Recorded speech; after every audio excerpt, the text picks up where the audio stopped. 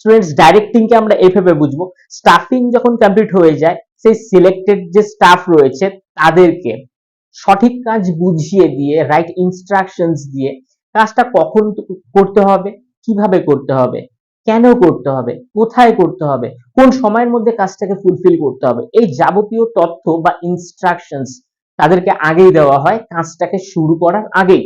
এবার কাজ শুরু হওয়ার পর থেকে কাজটা ফিনিশ হয়ে যাওয়া পর্যন্ত এই ইনস্ট্রাকশনস গুলোকে করানো হচ্ছে কিনা, এই যে ফলো করানো এইটাকে একটা রাইট ডাইরেকশনস দেওয়া প্রয়োজন, মানে থ্রু দা কাজ, মানে যখন কাজটি চলতে থাকবে বা অপারেশনস চলতে থাকবে।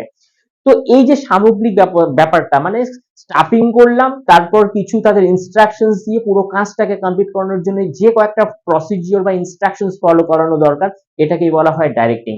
এই ডাইরেক্টিং এর কয়েকটা এলিমেন্টস থাকে। ফার্স্ট যেরকম সুপারভাইজেশনস, ভালো একজন সুপারভাইজার স্পষ্ট করে ক্ল্যারিটির সাথে প্রত্যেকটা ইনস্ট্রাকশনস বোঝাতে পারে। নেক্সট, কমিউনিকেশনস, ভালো কমিউনিকেশনস তো অবশ্যই করতে হবে।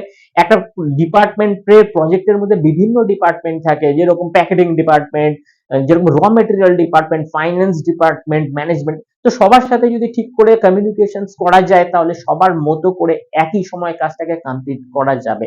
নেক্সট হচ্ছে মোটিভেশনস। মোটিভেশনস যদি অবশ্যই একজন ভালো লিডারশিপের দ্বারা হয় তাহলে কাজের মধ্যে কিন্তু ক্লান্তি থাকে না, মানে কর্মচারীরা তাদের 100% দিতে পারে, বেস্ট তরিকে সে তারা কাজটাকে করতে পারে। ফাইনালি হচ্ছে লিডারশিপ, একজন ভালো লিডারই কিন্তু এই কাজগুলোকে কিন্তু করিয়ে নিতে পারে।